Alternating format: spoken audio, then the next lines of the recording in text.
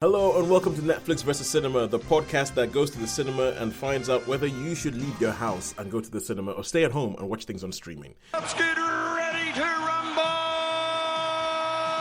My name is Tosin and I'm the host somewhere near Birmingham in the middle of the country.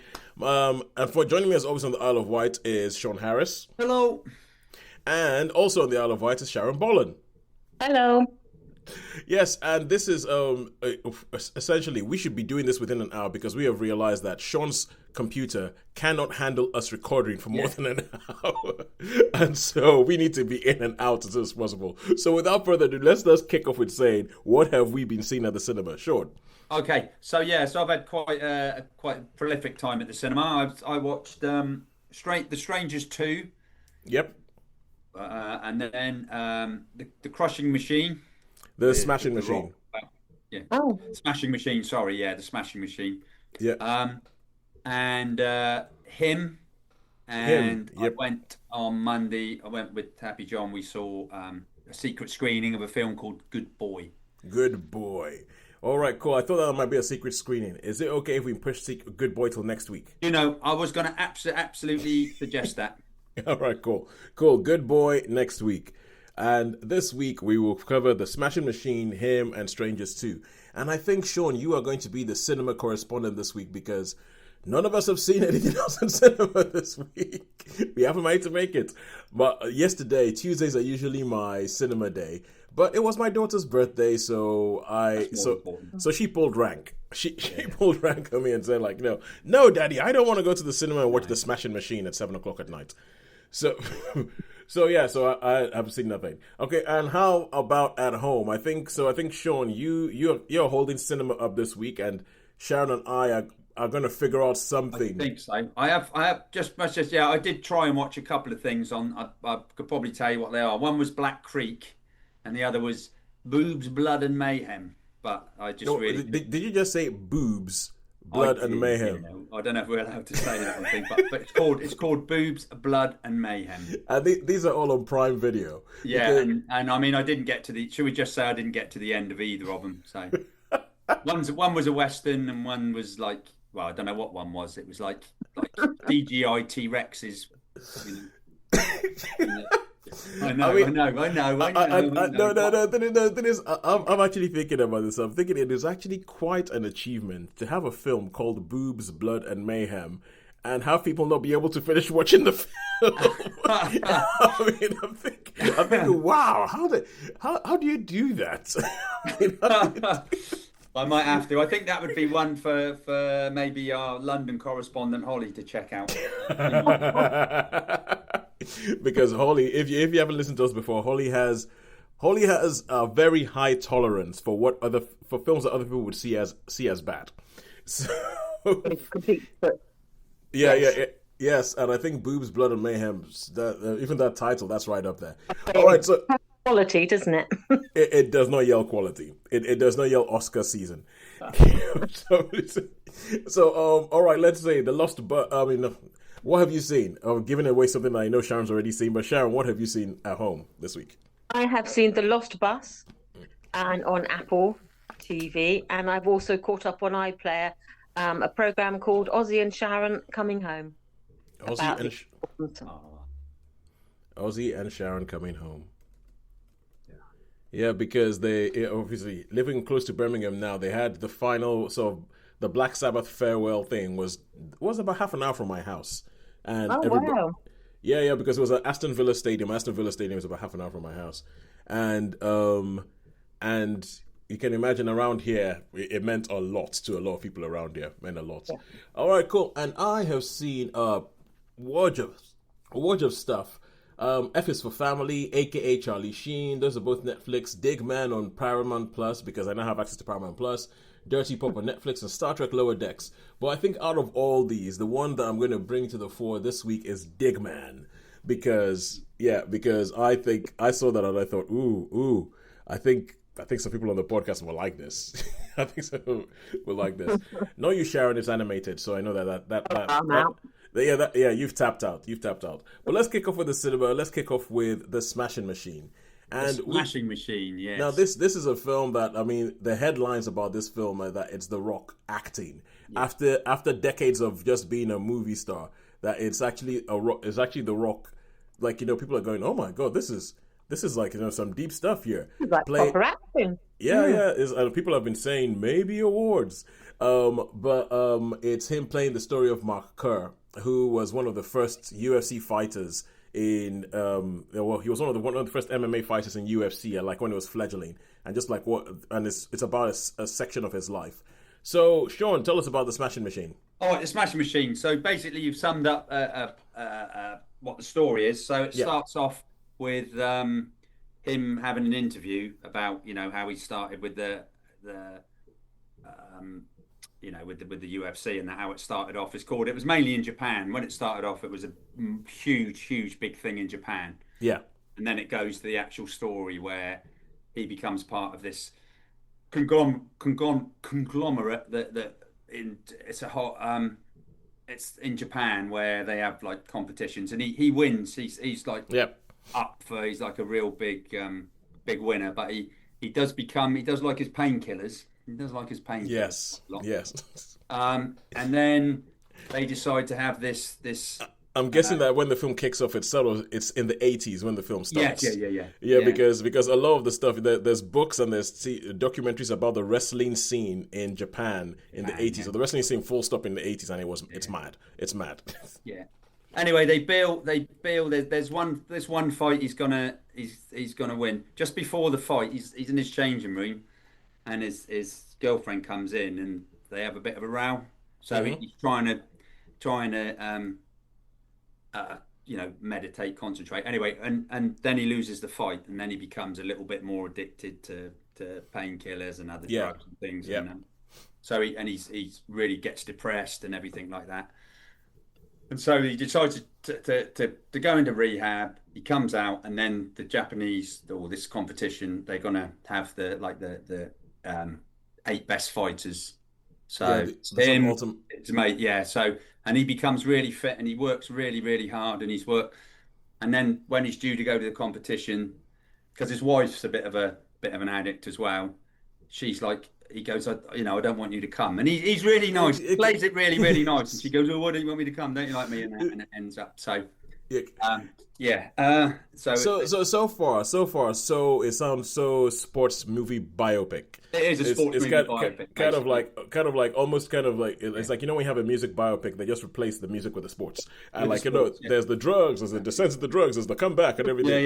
Yeah. So all that stuff. Was there anything in this? Well, 2 questions. Was there anything in this that sort of like made you think, oh, this is a bit different from your usual sports biopic?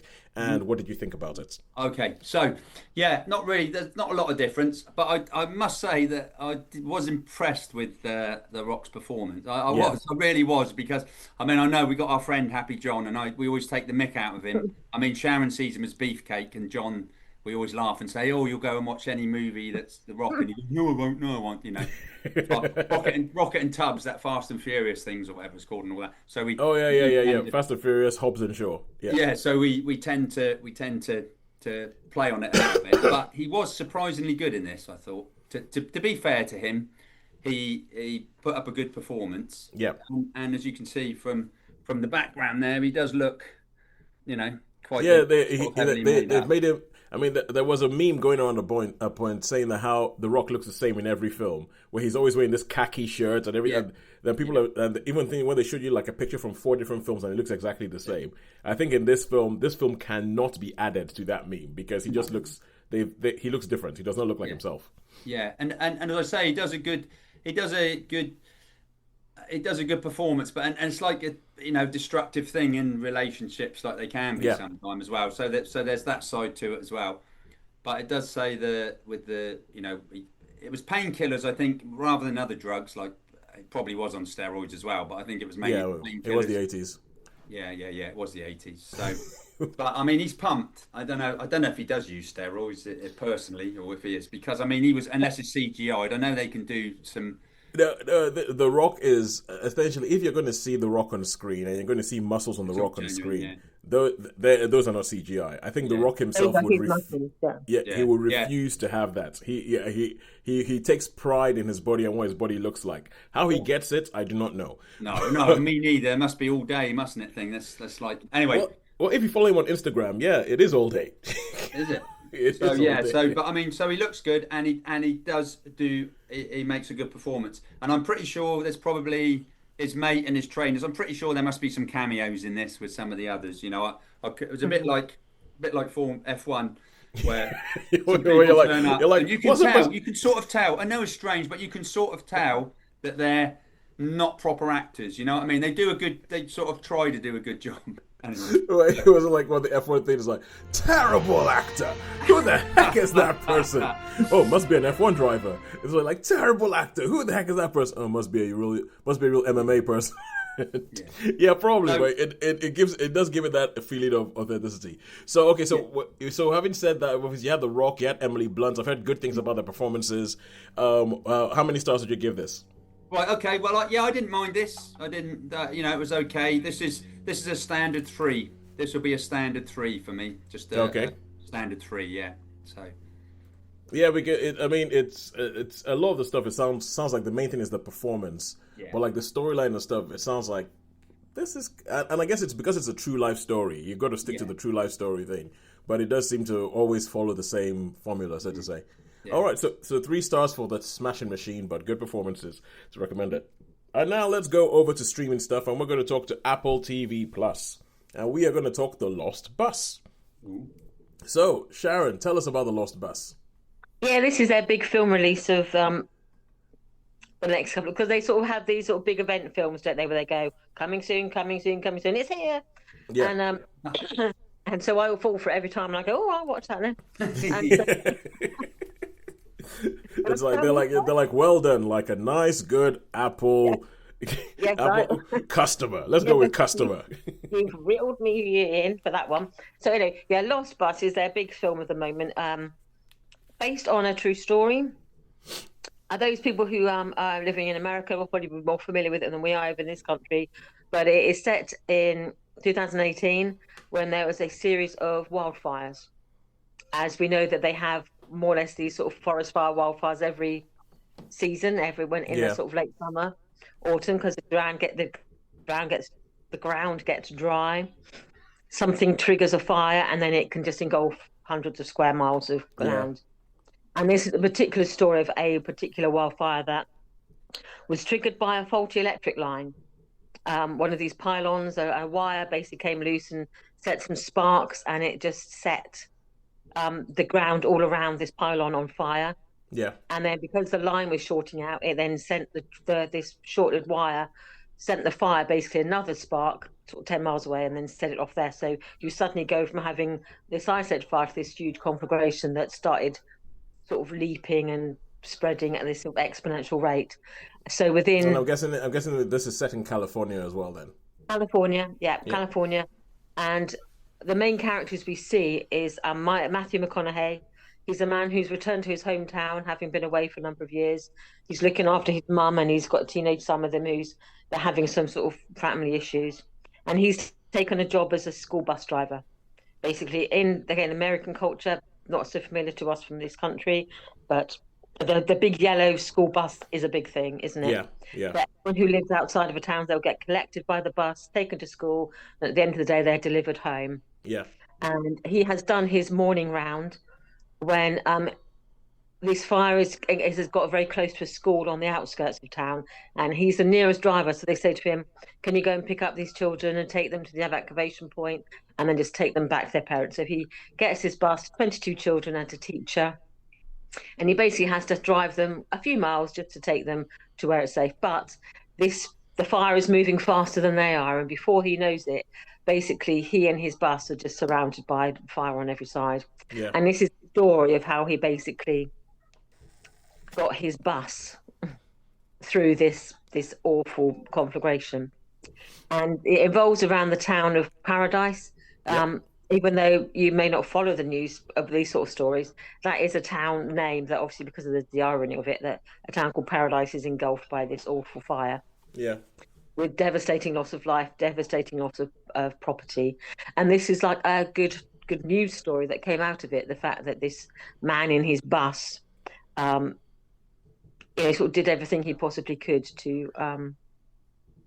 Well, you see, of these because children. I guess that's a matter of historical record. You know that these Yeah. people that survived, but the thing is because it's a Paul Greengrass film, so he did United '93. He did like most of the Bourne movies and everything like that.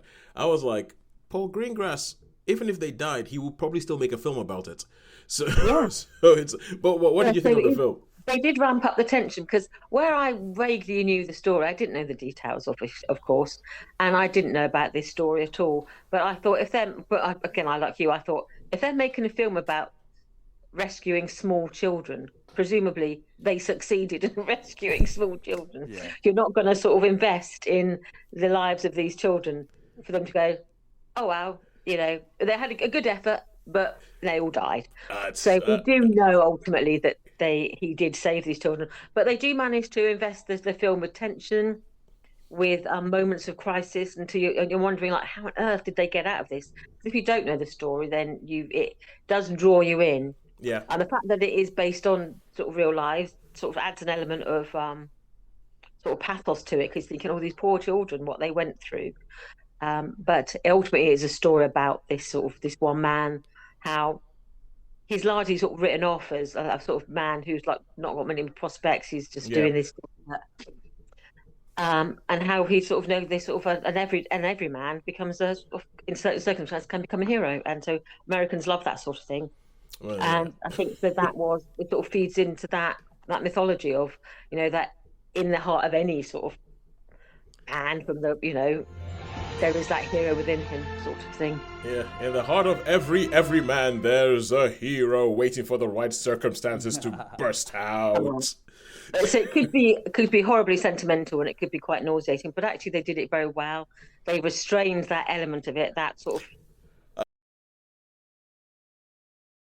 They restrained themselves from doing that, and so I thought they actually did it very well. So it's a film that, I thought was quite engaging. I enjoyed it.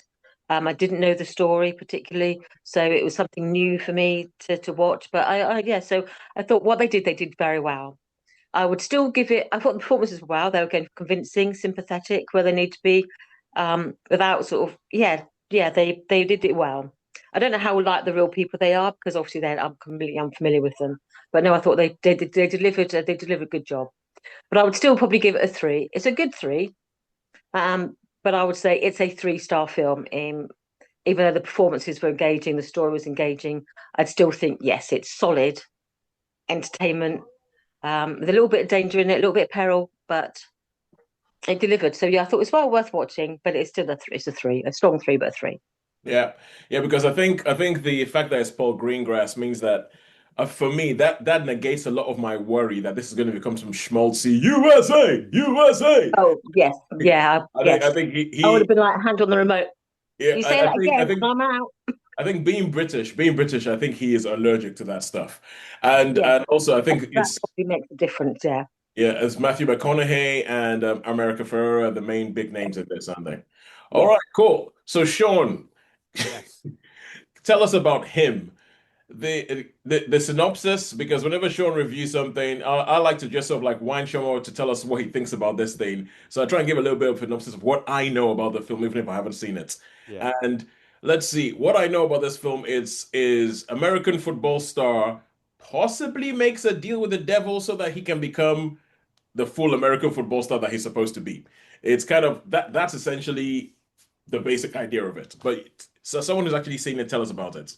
Okay, so right, so basically that's what it is. So this starts off with a young boy and his father's saying, he goes, "Oh, you got to watch the football. You all got to watch the football." He's like, "Well, he's not really that much into it, but his father sort of more or less forces him to do it, which when we find later on in the film might have been part of the thing." So anyway, he becomes really, really good, and he wants to be the GOAT, the greatest of all time. So at the moment, the greatest of all time is this quarterback, and so he wants to stay in the position he's in. And then what happens? Played by Marlon Wayans. Yeah. So what happens? And it's really, really clever. So just as he's become really good, this person in the GOAT, there's like a fan, there's like a Colt thing, and he gets whacked across the head with a big hammer. So it's sort of and the stitches are like football, American football laces, like the laces on a football like if you see up there, it's like Yeah. laces. So he's got stitches like that, and they more or less say to him, the doctor's saying, if you play again, the chances are you're gonna be dying. Anyway, his agent says to him, look, if you go to the greatest of all time as it is at the moment, he wants you to go there and train with him, and if you train enough, you could take over. So, and then some So weird. who's the one who got the head injury? The young one or the The older young one? one, the young one. So the Young one one who got the head wants to injury. become the Yeah. goat, the one who Yeah. wants to become the goat, wants to, and the older one does the training. So, So you're saying a crazy fan of the current goats attacks this young contender to tax the young, yeah. Okay, I think I know where this film's going. Yeah. So, but and as he's going out it's out in the desert, this place, and as it's there's like a whole cult. There's like a whole cult of people and buses and things that are all wearing goat costumes. And they're going, "We don't want you. We don't want you." And they're all like, there's this crazy woman that's banging on the car and saying, "Oh, we don't want you." Anyway, he goes there and then it goes through different days of training. So he has like 7 days of training where the first one is like physical and he goes through all these really, really strange drills. And people turn up, some odd people turn up, and his agent turns up, and there's this doctor that tells him, he more or less basically says, yeah, we'll give you these potions, we'd have some blood of the greatest. Some weird stuff happens. So let's just say and it gets weirder and weirder. And then, I mean, it's very, very, very, very, it's got a very, very religious bias to this. You can actually see with the imagery and everything. It's very much On the poster, it's very iconography. Jesus, greatest of all time cult, but not. It's this. I don't know. It goes back for the quarterback to the greatest of all time, and basically, the older quarterback doesn't want to give up his position, so it becomes a bit of a fight. Yeah, between them. So I mean, the fact that this is produced by Jordan Peele. Yeah, you know what you're going to get. I have an idea of where this film might be going. There's like a whole Get Out thing going on in my head right now that makes you think that this is where this thing would be going. Yeah, but there's some lovely, as I say, there's a party they have as basically the Last Supper. It's like and you've got all the characters of Judas and that. It's like the painting. It's like they're drinking wine and all that, but you can just see, you think, yeah, that's the Last Supper, that one. Oh yeah. And the ending is just like, well, total mayhem. So I don't want to give away any spoilers here because I won't tell you which way it went. But yeah, but I'm guessing there's a lot of blood. A lot of blood, yeah. And a lot of ritualistic symbols and but right. So down a minute. The cinematography I thought was absolutely visually stunning in this. Remind me of an old film, Jodorowsky film called The Holy Mountain. So and there wasn't that much football in it. There wasn't any football games or anything like that. There was all the training drills, but there wasn't any. You had the cheerleaders but visually stunning. And I'm still thinking about this now. This is like Mother. This is like I came out of this giving this a lot of thought. And I mean, Happy John didn't want to come and see it with me because he said, "Oh, the reviews have been terrible. The reviews are terrible." So I haven't seen any of the reviews, but if the reviews have been terrible, then I'm gonna have to go the other way because I thought this was absolutely fantastic. As I say, visually stunning, and maybe it's the American football bias because I love American football. Well, I was thinking that if a lot of the British reviews have been, it might be because American football is not that big a thing, and maybe people don't get it and don't understand why this would be such a big deal. So it's basically what would you give? Do you give up everything? You give up your soul. So do you give up your soul to achieve greatness and everybody love you and So yeah, that's what we're gonna get. But I was really surprised how much I enjoyed this. But I still think I don't know. It's a difficult one. It's going to be a high 3 or 4. It's those on the cusp, Yeah. I would I don't know. I'm trying to think. I'm sort of still thinking about it, but I am going to err with this one on the side of a 4. I think just purely because of the cinematography. But it was it's not like a major 4. It's one of our Yeah, one. it's one of those cuspy things. Like if we leave you to think about it for another week, then you would probably definitely fall in one camp or the other. Camp, yeah. So, but for this the week, I'm going to give it a 4 because. Oh yeah, no, but for everything you said, I think I know where this film's going, and at the same time, I'm kind of hoping I'm wrong because I don't like figuring out what's happening before I've even watched the film. And at the same time, I'm hoping that I'm right because the film that I think I know where it's going, I really want to see that film. Yeah. So it's kind of it would be interesting for you to see it because it's not like blasphemous or anything like that. No, it's it's I mean, even if it is blasphemous, as long as people are actually saying something intelligent with their blasphemy, Yeah. I think I can get behind that. It's when people are just sort of like saying things with no real thought behind it. Where I'm kind of like, but you just what? That's when I can hack it. And also, I don't think it's that blasphemous if you don't believe in the thing. So, No. That's it. That's it. As I say, I don't know really. I know with sometimes some. I know. Don't worry. I can tell stories about people and what they think, and oh my god. Anyway, let us move on from that. And let's go back to streaming, and we're going to talk Paramount Plus because, as I said, I got access to Paramount Plus, and I've been watching nothing on it but Star Trek. Because I'm like, there isn't really anything out there that I want to see. I'm like, Star Trek, okay, cool, yeah, it's Star Trek Lower Decks, I'll see that. But then I also in my sort of like funny adult animation thing, I finished Lower Decks and I was like looking for something else and decided to just sort of look around and see what else they had. And there was a show called DIGMAN that looked like it had somebody on the poster carrying a whip with a leather jacket running away from what looks like, a boulder in some sort of exotic locale. And I was like, okay, this is interesting. And it turns out... What's that? Yeah, exactly. Indiana Jones. Exactly. And it turns out that what this show is, it's created by Andy Samberg, who I think the more he does in his, like, as he grows older, the more I think this guy is actually brilliant. I think Andy Samberg is really brilliant. Brooklyn Nine-Nine, loved. I mean, and this show, it's set in a world where archaeologists are like celebrities. They're called Archies and everything like. And you meet a guy called Rip Digman, and he is going off on some exotic locale somewhere in South America, and he's going to go get this idol. And they say, don't collect this idol, because if you collect this idol, the volcano will explode. It's like, well, we don't believe in old myths. And then he grabs the idol, and then the next scene is them running away, going, oh my God, it was real! As this volcano is exploding behind him. And as the thing carries on, so they make all these jokes. Like there's a bit where he's going into trying to get into a cave, and he's like, oh no, it's filled with, and someone beside him is, let me guess, snakes, right? It's like, let me guess, you have a deathly fear of snakes. And he's like, no, I love snakes because I'm totally my own person and I do not have any traits that are based on some pre-existing character. And so this guy has snakes all over his house. Snakes are his pets, but he uses a whip and he sort of like goes, no.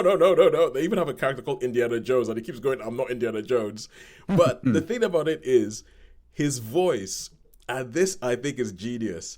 Andy Samberg voices him in a spot-on Nicolas Cage impression, because obviously you had National Treasure and the National Treasure movies where it's essentially like a Indiana Jones thing. He's an archaeologist, but those star Nicolas Cage, and it's kind of like, it's almost kind of like what happens if the character in National Treasure Book of Secrets got old.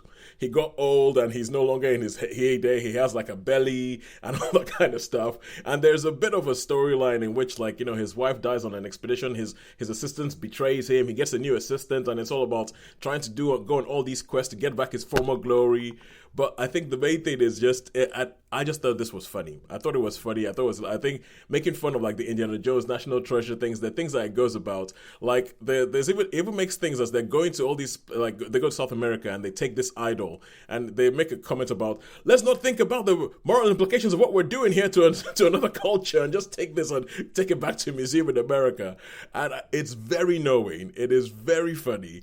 And I think there are times when Andy Samberg is voicing this character that you would swear it's Nicolas Cage doing it. Really? Yeah. Honestly, there are times when I was like, because first I was like, wait, that's Nicolas Cage. I was like, no, Nicolas Cage wouldn't do this, would it? Then I look at it, it was Andy Samberg, and I'm like, he's doing a spot on Nicolas Cage impression, like all of the way he pronounces everything. Like, oh no, we got to like the way it's just bang on. I thought this show was hilarious. I think obviously if you do not like animation, you're probably not going to like it. If you know a lot about the Indiana Jones films, it gives you probably a little bit more. I think it is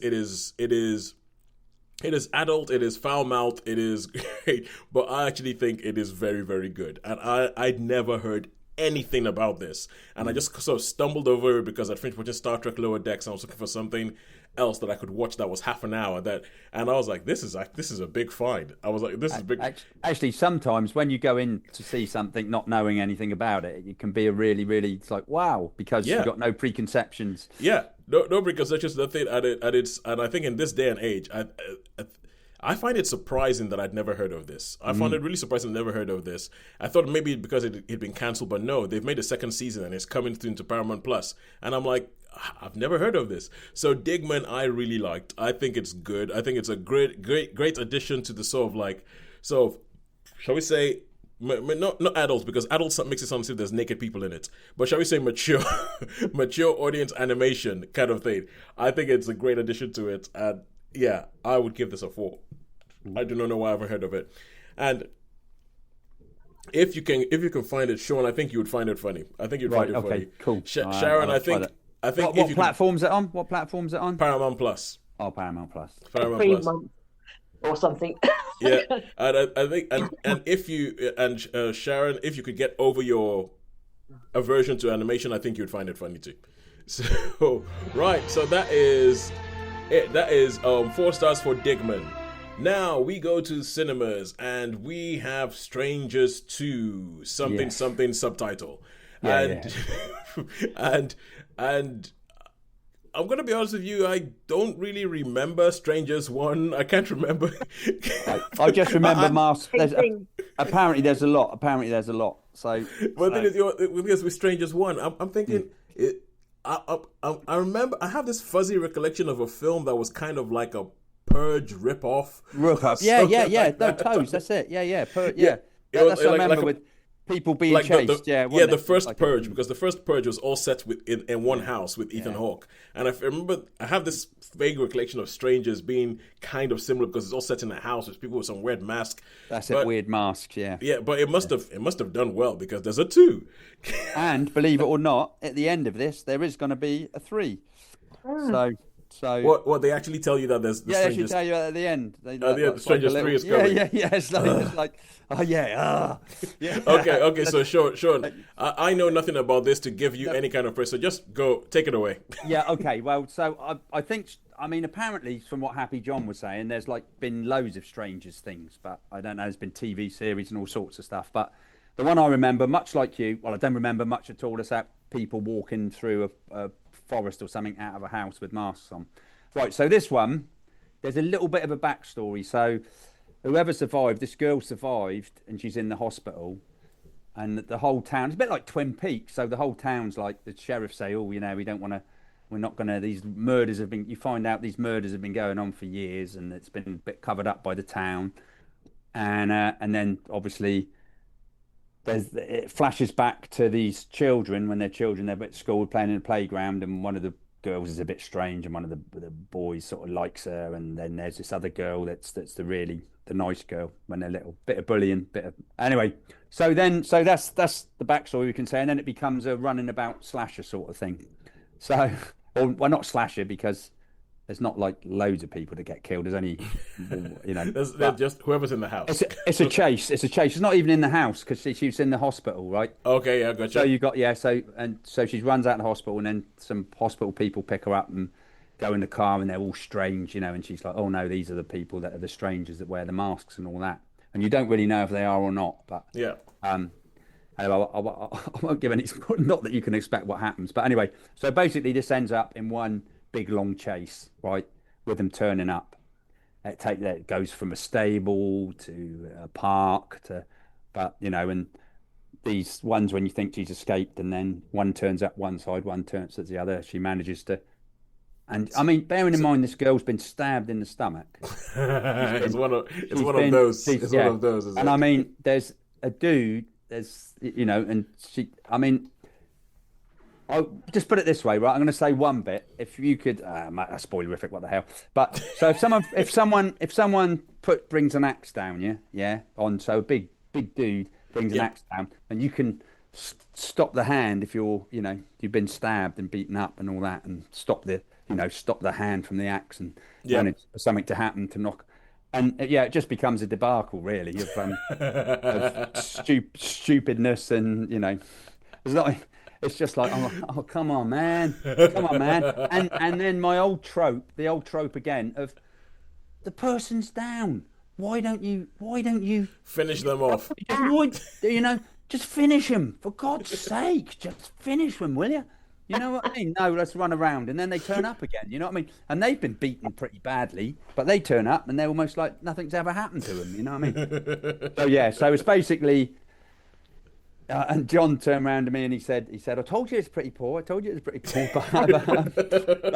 he likes those sort of things, So shout out to you, Happy John. So I can just imagine John going, look, it's poor. I don't want you giving me any of your nonsense about this film, all right? I love these things. I know they're rubbish. I don't need you telling me that. Yeah. So yeah, I mean, I don't even know why. I think it was just to watch something. Do you know what I mean? Yeah. It was like, I just thought, I'll watch something. So yeah, but it was pretty poor, to be honest with you. Your standard thing. The backstory was quite interesting, but I don't know if I can say much more about it. I think you can realise what it's about: knives and being chased with knives and axes and crossbows and managing to avoid every possible thing you could possibly think of, and then something happens at the end, and then it's like there will be. Strangers 3. Well, I imagine it was one of these things where they were filming them at the same time. I think they must have done. So going on to this thing, I'm looking at this thing now. There are 5 Strangers films. Yeah. The Strangers, the Strangers, The Strangers Prayer at Night, The Strangers Chapter 1, The Strangers Chapter 2, and obviously coming The Strangers Chapter 3.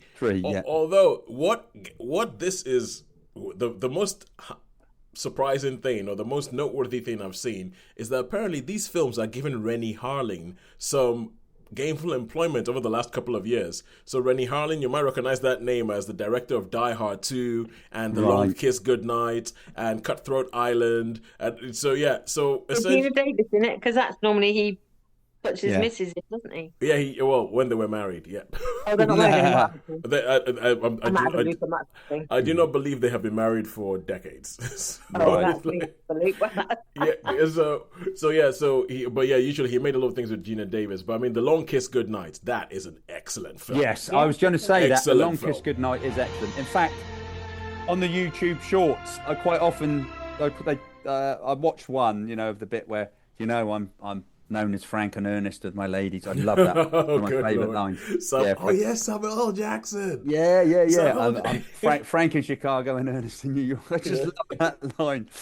So yeah. Where he has because he's on Larry King, because that was like Larry King doing one of his many cameos. So Rennie Harlin has made some great stuff. He's made some great stuff. Yes. I haven't heard from him for a while. But apparently he directed The Strangers Chapter 1, Strangers Chapter 2, and he's also directed The Strangers Chapter 3. Oh, right, okay. So this is apparently what he's doing now, making the Strangers movies. So I'm kind of happy that he's getting work, and I'm happy that enough people like it to get another one. But Shaun, it doesn't sound as if we're getting a high star rating. This won't get a high star rating. No, this will be this. I'm going to have to give this one a 2. I'm afraid, much as I would like cinema to do, but yeah, this is a 2. This one. I mean, it had moments, but it's just like But the film I'm going to review next week is going to be. Oh, no spoilers. No. Oh, sorry. Okay. Yeah, I won't say. Oh, good boy. Okay. Yeah. Oh, right. Okay. I did say it at the beginning. Yeah. The thing is, that's the thing. I was like, when you said the film I'm going to review next week, and I was like, wait. You haven't watched the film. How do you know it's going to be good? Okay. No. I remember now. We pushed the film to next week. All right, cool. All right, so now we're going to go back to streaming, and we are going to talk Ozzy and Sharon Coming Home, right? Yes, it's a little documentary that was on. I saw it on iPlayer. Mm-hmm. I think it has been broadcast on the BBC, but I caught it on BBC iPlayer. It is basically almost like a final chapter to the Osbournes, because obviously back in the day, the Osbournes sort of burst onto our sort of reality TV thing in a way that we'd never seen before. They I mean, kicked it off. The current reality TV boom that we have right now, the Osbournes kicked it off. The yeah, way Kardashians before owe the Kardashians, all that malarkey. the Kardashians owe their livelihood to the Osbournes, as far as I'm concerned. So this was like a fly on the wall. You don't know how sort of sanitized or how edited it was, but it felt like a fly on the wall thing, following this family, Sharon and Ozzy Osbourne and their sort of 2 children. Their other child was decided not to be involved, so they were always off screen, or their image was edited out, or any mention of them was like expunged. Oh, is that Kelly and Jack? Kelly and Jack, yeah, their other daughter that chose not to be involved. Oh my God, she is so effective at that. I did not even know they had another child.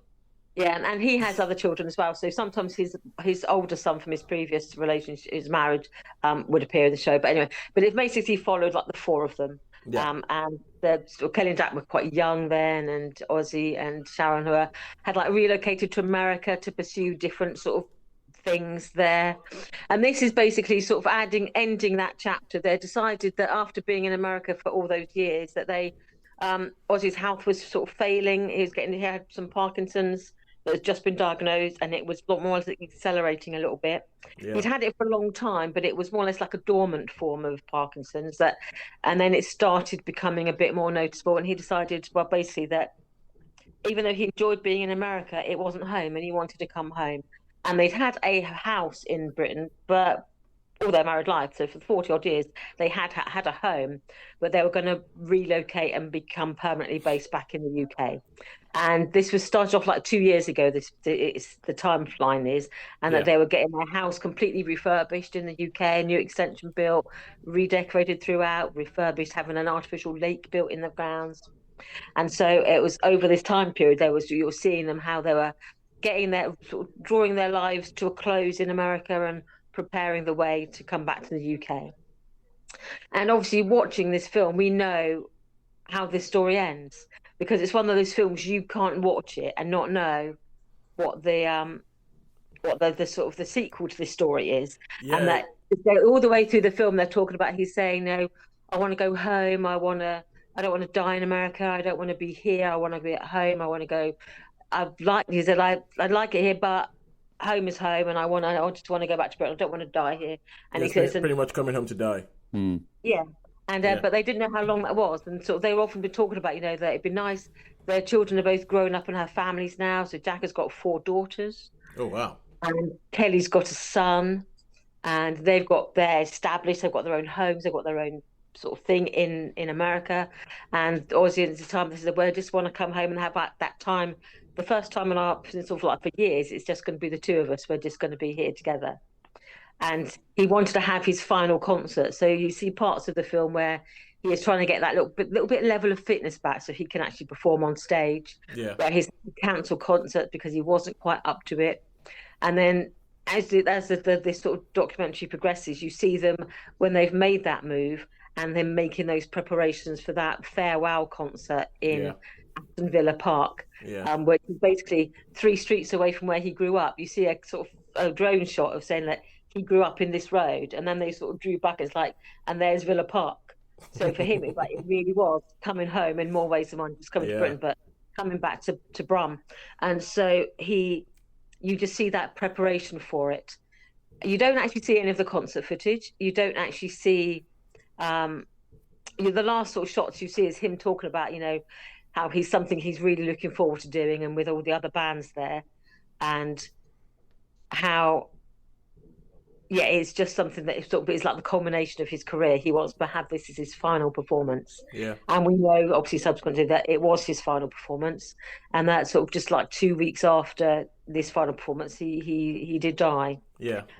Then there was you see some footage of his funeral procession and some of the tributes paid, but yeah, it's a sad story because you feel like they had this expectation that him and Sharon, that they were going to come back and have that bit of time together, that they knew that his health was failing, but that there was that expectation that there was going to be a little bit more time. Yeah. And the events overtook them, and they came back to Britain, and then within like a few months that he had died, but he was laid to rest at home as he wanted. That's But good. it's quite That's good. poignant. I find it's quite a poignant thing to watch because where you see this sort of hope and there's all expectations and what they were planning to do and building the lake. So it had because he liked bird watching and he liked being out there and looking at nature, knowing that and they took 2 years to get this house ready for them to move back to. And in the end of the day, they only lived in it together in its completed with the lake and with the decorations and extensions, sort of 2 or 3 months, 3 or 4 months. Yeah. And in the ultimately, so it's quite a poignant watch. It's quite a poignant watch, and I did watch the Osbournes back in the day. I mean, that's before I discovered and none of us really knew what it was about. Yeah. And so when we first watched it, it was completely sort of like, what am I watching? You had things like Cribs, MTV Cribs, I think. Yeah, MTV Cribs, because it was on MTV, Cribs yeah. Turned up to 11, wasn't it? Because it was just like, what? And so it was just something completely out there. I mean, Yeah. I don't think I've watched reality TV since in this format. So I watched this basically because I thought, I do remember watching those back in 20 years ago. Yeah. Watching those shows, and so this was like almost saying for us as well, saying goodbye to Ozzy as well, knowing that was the end of that journey of us sort of spying on their lives almost. Yeah, because the thing is, because obviously I wasn't in this country when Black Sabbath had their heyday. I wasn't really aware of who Ozzy Osbourne was. I wasn't, and when the Osbournes came along, I thought this is reality TV. I mean, even then, I didn't like reality TV at the beginning. I was not a fan of it. But everything that has happened around his death is actually quite poignant, and you actually think that just from a human perspective, this is quite affecting. Even though I had no interest in any of the things that he's done. The thing is, I haven't. I mean, I only know. I don't know any Black Sabbath stuff except that. Did they do Paranoid or was that someone else? Paranoid, yeah. Stuff like that. That's the one that. I don't know that one. I mean, I know my music, but I don't. I was never. You see, with me, I'm never into the Pink Floyd, the Black Sabbath, or the Led Zeppelin. I don't know. I know Paranoid, and that's about it. It's kind of like how with Motorhead, I know that one song, Ace of Spades. Ace of Spades. That's it. Funny enough, you should say that. There's a lovely documentary about Lemmy. I saw it years ago. But, that was. Actually, I just realized. I found it quite poignant, actually. So I would say that would be my summing up. Was that it was poignant. It was actually quite moving. I feel like it was in some ways there were quite big jumps in time. So I think it was maybe to protect a little bit of some of their privacy, even though you feel they probably put it all out there. His health was deteriorating, and we do know subsequently that he spent the last several months of his life in a wheelchair, that he was not able to walk very well at all. Yeah. You don't see any of that. You see him sort of shambling about and then sort of walking. But in nearly every scene you see where he's talking to the camera, he's sat down. Yeah. So you don't see that deterioration of his health. So Right. in some ways it's protecting him a little bit, protecting his legacy. So that image we have of Ozzy, they've defended that, they've protected that. The only thing I would say, I thought how frail Sharon looked throughout it. Even in like the 2 years before when they're getting ready to go, I just thought she looked painfully thin, and I thought she looked very frail herself. By the end of it, I thought she just looked painfully frail. How many stars would you give it then, Sharon? Thank you, Sean. I was just like, we haven't got a star yet. I would say probably a 4 then. I would say, because it is, to me, it is like this is like the conclusion of that sort of that drama, that Osbourne sort of cycle almost. So I thought it was well done. It was poignant. I do feel that they probably were quite protective of his legacy, and it showed in the editing and in the big gaps in the timeline. But I thought it was still very affecting. So, but that's more, what more can you ask for sort of this sort of documentary? So I would give it a 4. Yeah. Well, that's cool. I think there's also, I'm not sure if you've seen any bits about the final concert, but obviously everybody knew that he wasn't in good health. Everybody knew he couldn't really stand. So they built him a throne, and he performed the whole concert from this massive ornate throne that he was sitting on. And I was just kind of like, that's like a kind of touch. I was like, I don't know anything about the scene, don't know anything about the music, only know one song, but I like that. I really like that. I've been surrounded by heavy metal, so I've known that scene a lot. Yeah, that's it. That and folk is the other music scenes. I'm just throw any other genre at me, and I know nothing about it, but I do know a bit about metal. Yeah. It's funny how people are into that. It's like like my next. Well, someone I know just would totally tell you everything about Led Zeppelin or even whatever. But I never really got into that one. All right, cool. So that's it. And the only question is, who do you think has won this week? I think streaming has run. No, streaming's one definitely because Strangers was a 2, and Yes, the 2 that there was the downfall of cinema. So yes, that, you're right. that was the Streaming. 2 that was the 2 fours. I like that as a statement. Yeah. Put it on a poster from Sharon Bolin. Strangers is the downfall of cinema. Cinema. Yeah. Well, it possibly could be, never Sharon. know. You might not be wrong there. But yeah, no, I think because I mean there was 2 4s and a 3 for streaming and a 3. Yeah, essentially, or a 2. round 1, Smashing Machine versus the Lost Bus, dead heat. Mm. Him versus Digman, dead heat. And then Strangers 2 had to happen. The Strangers 2 had to happen. Just to put the balance in there, yeah. So Well, yeah. So all in all, a good week. Whether you're week, at home or whether you're at the cinema, apart from the Strangers 2. So, all right. So until next week, when Shaun will finally tell us, be on tenterhooks. What does he think of Good Boy? Was it good? Was it bad? And I don't know if Sharon's interested, but I'll probably see Tron Ares sometime next week. Oh, I would yeah, like to that's see been that. released. Yeah, pardon. I've heard that it's. I've heard things. Well, But I'm prepared to- I'm as I prepared to- say, you never know. I mean, this sounds like I might enjoy it then. Well, The thing is, I think I must be quite strange because all the people that from what I've heard, people don't give good reception. I seem to like those sort of films, so Yeah. perhaps I'm a bit. Well, I have to be honest with you. Except Eddington, none of us like Eddington. Oh, that was. Well, that is. I just think. I think when it comes to Tron Ares, right? I look at it and I go, well, first of all, I'm like, why are you still flogging this Tron thing? How is it going to be any different?